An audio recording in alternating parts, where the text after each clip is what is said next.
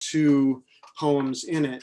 And there are very few things that make me happier than that kind of synchronicity. Speaking of that, when one project at Washington College sort of feeds another, when someone from outside the world of the college becomes central to one project and then it agrees to join forces with us on another.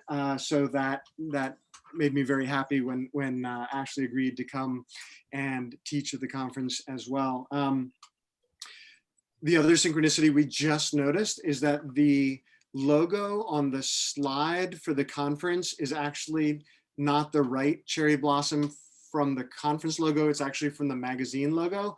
And apparently I was supposed to have strong feelings about that, but I really just don't. I kind of love that the two things are melding in that way, especially since the conference originally branched off of the magazine. The magazine was first and then the conference fired up. Back to this evening's event. So I didn't have anything to do with picking Ashley's poems for the magazine. I'm the fiction editor, so I choose the stories. I'm not smart enough to be a poet, and so instead of reading and choosing poetry, I just read what Dr. Hall picks for the poetry section in awe, usually. I'm pretty sure we nominated Ashley's poems for the Pushcart Prize that year. If we didn't, we should have. The Pushcart anthology being the third of those 3 anthologies, slightly different from the other 2. Every magazine picks their favorite work from what they published that year and sends it in, and then Bill Henderson and his crew pick out their favorites from that pool. Anyway, one of the poems in issue 6 is called Oil Change, and the other is called, are you ready for this? I don't think you're ready. You think you're ready for this title, but you're not ready. The title is, For the Men Who Made Sure I Knew They Did Not Love Me. Again, for the men who made sure I knew they did not love me. If you don't think that title is one of the all-time great titles, I don't know what to say. You're wrong. It is 13, hold on. 13 consecutive one-syllable words. Stressed. Each one ending like a roundhouse. It is so good. The poem is built, I don't know if you can see, the poem is built rectangularly, by which I mean it's got backslashes instead of line breaks. It's got sort of double backslashes instead of stanza breaks. Or maybe sort of as commentary on, or maybe sort of thinking out loud about, if print can be said to do that. Regardless, it's very cool, as is her ability. Well, just listen to this. These are 3 lines from that same poem. Nobody asked you for kisses so wet I had to towel down after. For kisses so stolen I had to call the police. For kisses so sweet I almost believed them. I don't know if you saw what she did there, but in that move from towel down and call the police to almost believe, she's moving from this really sort of sexy humor to this sort of deeply sad self-awareness within a sequence of descriptions of kisses, right? Where she's describing 3 kinds of kisses, and moving from the first kind to the second kind to the third kind, we also are moving emotionally in that way, right? From humor to sadness. And it's sort of gradual. It happens over 3 lines. It happens a little bit gradually. And it happens in parallel with this move to rhyme, right? You heard that. You heard that, and you probably noted it. It's really remarkable. There's almost no rhyme in the funny lines. The rhyme starts at the end. It starts with the last word of the second line, the funny line about the police, right? We move from police, sweet, believe, right? So there's that sort of 3, there's a pacing to it as well, right? So the rhyme is creating rhythm, and it's grounding us or rooting us in the sadness of that last line, right? It sort of installs us in that sadness. And she does another thing similarly, just a little bit further down the poem.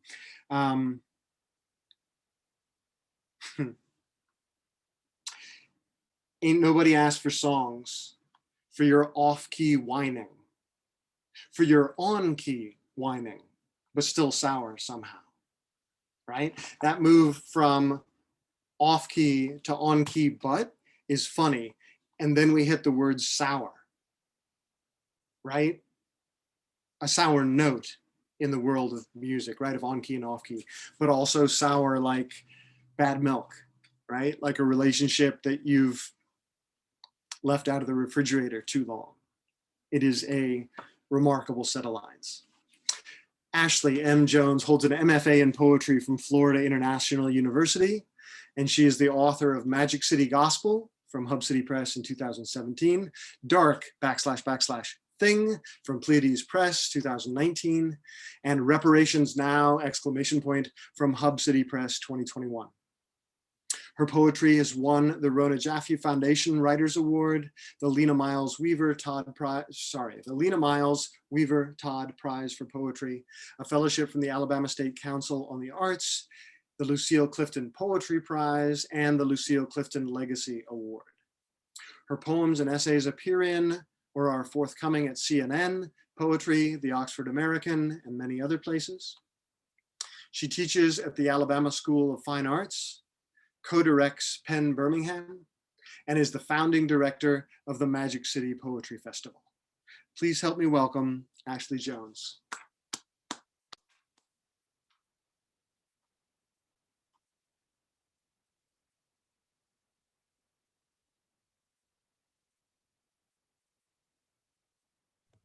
Okay, great. Thank you. Thank you to whoever allowed me to unmute. I appreciate those quick fingers. And also thanks, Roy, for such an enlightening introduction. I love when people teach me new things about my own poems. So thank you very much. And shout out to Alexandra, who is really doing a great job with this interpretation. Fantastic, amazing. Also, Manuel, why would you do that to me? I have to read now, but I'm still in your stuff. I'm still in there. So maybe you'll release me from from your amazing work so I can try to read some poems. So as I said in the chat, I've put a link to the text that I'm going to be reading from if you'd like to follow along. Oh, we'll see, Manuel, hopefully so. So if you'd like to follow along, you can click that link and it'll take you to it. So here we go. All of these poems are from my forthcoming collection, Reparations Now. And this first one is one that I wrote. I write everywhere. Let me just say that. I'm inspired by everything. There's no special place or special desk or special topic. Everything is fair game for me. So this is a poem that I wrote while sitting in the auditorium of the theater where my siblings and I watched one of the Avengers movies. I don't remember which one because there's 10,000 of them. So one of them. And as we were sitting watching the credits, waiting for the after credits scene, which is a really frustrating norm now. Like I just want to leave, but we have to wait for this little tiny 5 seconds of scene at the end. But while we're waiting for that, I noticed something and I decided I needed to write about it. So it's called The Kid Next to Me at the 7 p.m. showing of The Avengers has a toy gun and is wearing black flip-flops, has commented loudly for the entire feature presentation, is pointing it at his mom, is clicking the plastic hinges on its expanding arm, fist for a bullet, so it sounds like scissors, is still salty around the lips from his movie popcorn, will later regret this tub of movie popcorn, intestine bound, is pulling the trigger over and over and maybe once in my direction, is shooting up this whole theater to the tune of this dramatic and opulent theme song, is restless, but what else will boys be? Chatters about sequels, every word a click, click, trigger pull, is incidentally about the size of Tamir Rice, is alive and will keep living. And wait, do I need to tell you the color of his skin?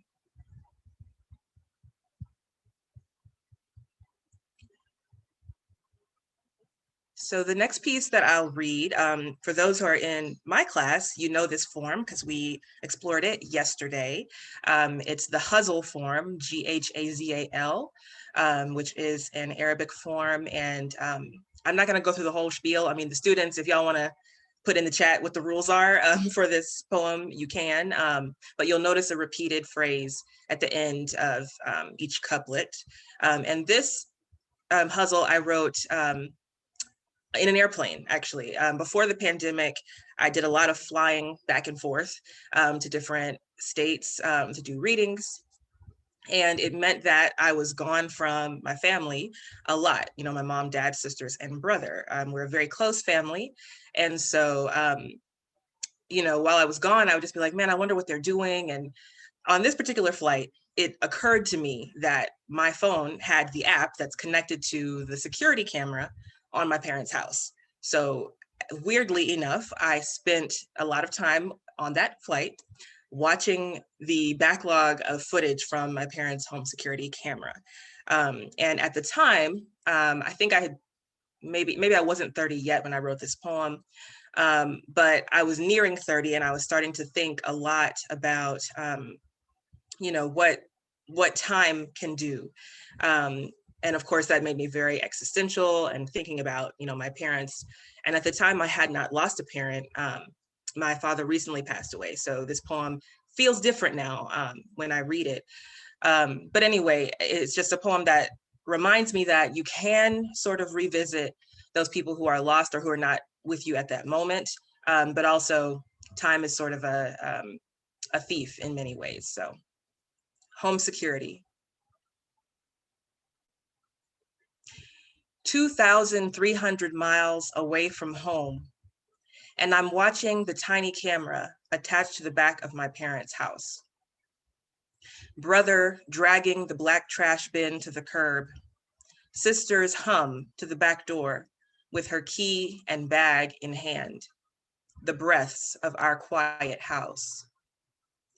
I've been thinking lately about time, how it will come for me and my family. We'll steal these bones, the flesh that guards like a house. I've been thinking about getting older, the way it seems like some years pass, quick as a snap.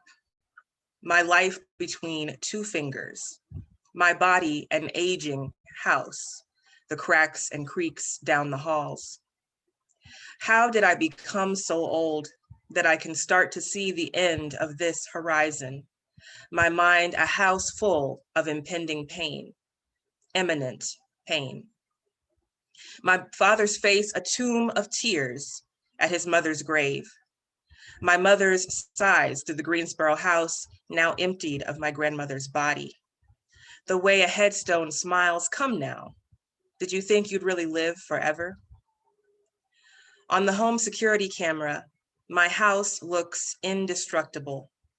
The cars unmoving, as if everyone has come home to stay. Looking at them walk in and out of the house, my parents and my siblings look something like strangers. I'm realizing now I don't have the second page. Hold on. I'll reread that stanza once I get it. Okay. On the home security camera, my house looks indestructible, the cars unmoving, as if everyone has come home to stay. Watching them walk in and out of the house, my parents and siblings look like strangers. How the camera's numb eye can't capture memory, just pixels and pigments. It can't keep my house from becoming a pile of wood and shingled crumb. Can't keep those living in it from dissolving into darkness, dirt, the big house I imagine as heaven. Maybe then My angel parents wave me home from their golden porch. They say, Ashley, we've been waiting. Come on in the house. Sorry, y'all. Usually I read from a book, and this is why, because technical difficulties can happen. But I'm going to put a link to an earlier version of that poem in the chat, just in case. Okay. All right, so the next piece, and I don't know if I said how many poems I'm reading, but there are 5. So we are on the 3rd now, if you're counting down. This next piece that I'm going to read is a sonnet. Now, if you're looking at it, maybe you're thinking, what kind of sonnet is that? Well, it checks out. It has 14 lines. It has a Shakespearean rhyme scheme. It has 10 syllables per line. Doesn't have iambic pentameter, just because I didn't really feel like doing it at this moment. Some people think if you don't do pentameter, it means that you cannot do it, but not true. I just didn't want to in this case. Anyway, I put it in this block form for a reason. I wanted to use the music of the sonnet, but I didn't want the poem to be, I don't know, as stretched out as a sonnet. I wanted it to be really close together so that as you read it, you're kind of trapped in what it's saying. You can't escape what it's saying. And so anyway, this poem came to be because in those travels that I mentioned before, whenever I would go somewhere and they didn't know where I came from, and they learned that I was from Alabama, people would sometimes say, oh my gosh, are you okay? Especially leading up to the 2016 election, people were like, oh my gosh, are you all right? And I would always be very surprised. I'm like, well, yeah, I'm just fine. I live in the USA just like you know, and what of course they meant was Alabama's where all that stuff happens. Alabama's where we're ashamed of, you know, those Americans because they're all racist or whatever. But the fact of the matter is, and I mean, I feel like a lot of us have known this forever, that the whole of our country has these problems. There is no state, not a single state in our country where othered people have their full rights to live, to do whatever it is they need to do. And you can look all the way back to the founding of our nation, to those very documents, to those very men, and see where that oppressive spirit lies.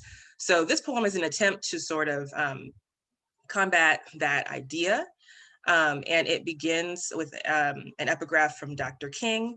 And the title is sort of also a little joke. I tell everybody all the time that Alabama is the origin of everything in our country, because everybody everywhere somewhere has an Alabama connection. And if you think you don't, you probably do. And if you don't have one, you have one now because you have me.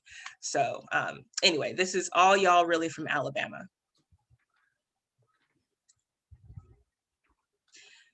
The straitjackets of race prejudice and discrimination do not wear only Southern labels. The subtle psychological technique of the North has approached in its ugliness and victimization of the Negro, the outright terror and open brutality of the South. Reverend Dr. Martin Luther King Jr., Why We Can't Wait. This here, the cradle of this here nation.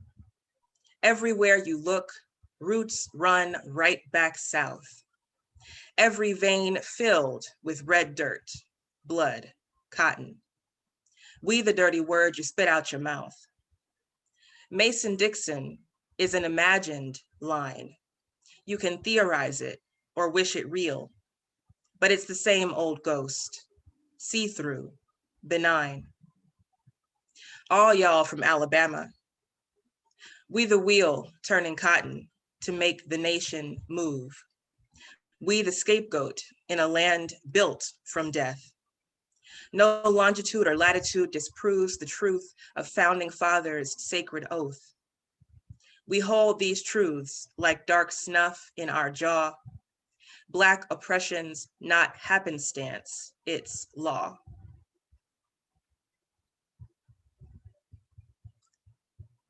Okay, so we have 2 left. They're both long-ish, so I will look to Roy to give me the okay to read them both.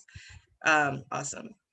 I see your thumbs up. And hopefully we can still get out of here at a reasonable time. So this one is a poem and it has 10 sections. They're all short, so I know sometimes sections are super frustrating when you hear the poet say one, and then you're like, oh no, how many of these? But we'll try to get through it. This is a poem about the body, a poem about the body. 1. I don't know new words to say about the body, but I know that my body is new, changed from the bones of my youth. At 6, my gifted resource teacher would ask, have you eaten today? I can see your ribs. At 14, I wished I could reclaim those ribs that stuck out of my shirt, those knobby hips. They would have been so beautiful, poking slightly over the lip of a low-rise jean. So beautiful, those bones. 2, he said, you have a woman's body, but to me, it wasn't a compliment. What he meant, this is a body I wish the other girl had. It is natural to compare women's bodies. It is natural to have one girl and have one other. It is natural to use bodies where hearts should be. This is a body I can hold in my hands and marvel at my own hands, their facility. This is a body that affirms my own manhood. He did not deserve my body. I did not give him my body. 3, he said a part of me was universal. That part I'll leave for you to guess. He said that part was big enough for the Black men and small enough for the white. I wondered what that part could do to a man. I wondered if I really had that kind of power. 4, there was never any room for you in these jeans. There will never be any room for you in these jeans. Sometimes there's barely room for me. And I think only the old heads will get that reference, Genuine in those jeans. 5, I don't know new words to say about the body, but I know my body is new, changed from the bones of my youth. I look in the mirror and I wonder how I earned these curves. Look, these are the breasts of my dreams. Why did I ever dream of breasts? What does it mean to see my own body and think, now you're finished, now you're real? What of those years in a 32 cup? What of A, of B? So strange, this alphabet tells us who we are and makes us spell it out, letter by letter. 6, twice in my life, I've stopped eating. At first, because I didn't have the time. Stress ate me alive. Then the thin wrists and flat stomach looked good. Then I had to impress his parents. I had to fit in the palm of his hand. Then I had to smile and make straight A's and volunteer this way and that way. Then I was just discovering my body, but preferred it empty. 7, when I was young, I always drew all women with cleavage, with little waists and bow legs. How many little girls across this planet see a paper doll body and wish on every star, wish to the man in the moon, wish to God and to the editors of Cosmopolitan, just let me be pretty. Let my body fill out, but Lord, not too much. Lord, give me curves, but give me the right ones. Lord, make me worthy of worship. Make me beautiful. 8, how many calories can I burn worrying over my waistline? 9, my first prom and I felt too fat to dance. My first prom, 10th grade, no date but my sister. The boy I loved with his pretty girl, his look how he can sling her, hold her, pick her up. My stomach, bulging in the sequin dress I'd been so proud to buy. The dress whose skin held tightly to my belly, reminded me that this was my load to bear.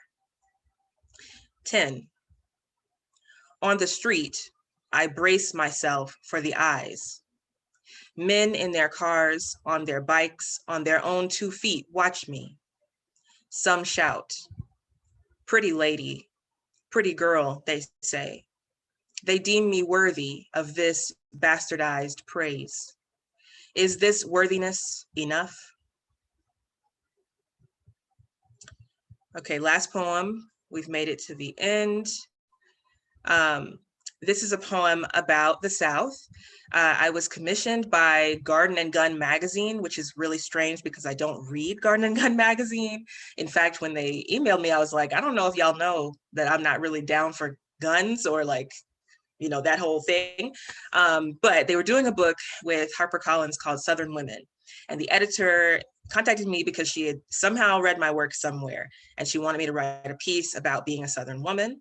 And so I said, okay, cool. Do you know what kind of work I do? And she said, yeah, I love your work. I said, okay, so I'm gonna write about Black women. And so that's what I did. And this poem is actually a golden shovel. So for my class, what we're gonna study tomorrow, I have done one successfully in one halfway, but I try to do everything that I ask students to do so that I can't say, well, I've never done it. So here we are. Hopefully the students enjoy this poem tomorrow after they learn what they're supposed to look like, these golden shovels. But this is, I cannot talk about the South without talking about Black women. My grandmothers made America, made the fibers that made us warm, made us invincible, heroines. To tell you who they are, I must start with who they are not. Servants, kitchen-bound mammies, silently obedient wives. We can't, in our modern comforts, imagine the survival they learned was theirs to claim. Can't hold the light they burned through this colonial darkness. What tricks this nation, this American South pulled minute by minute to keep my grandmothers convinced. The body you're in is not enough. Your race and your gender work together to mark you less, to mark you takeable. But what they didn't know was that my grandmothers still had an unmovable strength, enough to build a bridge from here to heaven. I know when I leave this broken earth, I'll find them there, sweetening every hour. My grandmothers raised a generation of American men. There is no other way to say this. Look at any Southern family and you'll find somewhere in a past most will not claim a Black woman. These men who call themselves bootstrapping and self-made, somewhere there's a Black woman and her unthanked hands who lifted them to where they are now. My father tells a story of the sons of his grandmother's employers, how they, instead of the pension she was promised, decided to give her a damned old tire, an old suitcase, dusty in the yard. What thanks is this for the years she raised that family, for the care they cannot forget? My father could never forgive those men, their Southern tradition, their American tradition. Even now, they tell us Black women are going to save this whole nation with votes or magic or our style taken and renamed. But this is no longer the land of masses and mammies, and we are only superheroines for our own daughters and sons. My grandmothers did not give their lives for me to keep nursing this country, to keep shucking and jiving in a bizarro American dream.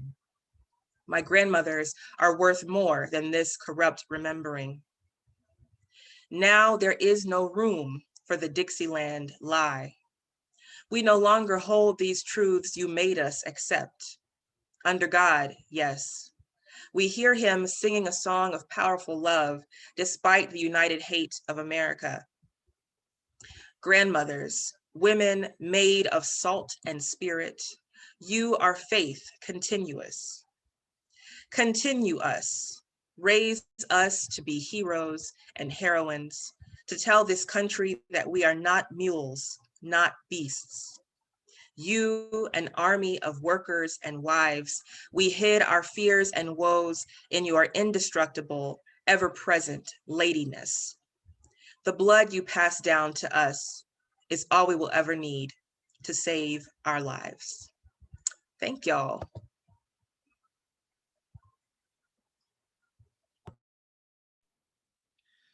That was magnificent. Thank you so much, Ashley. I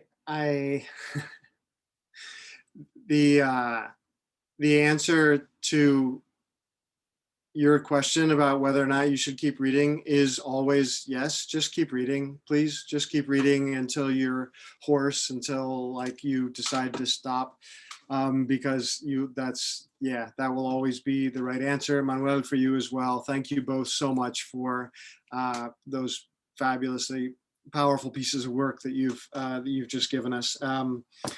Women made of salt and spirit. That's a line that I'm going to need to sit with for a little bit. That was really something.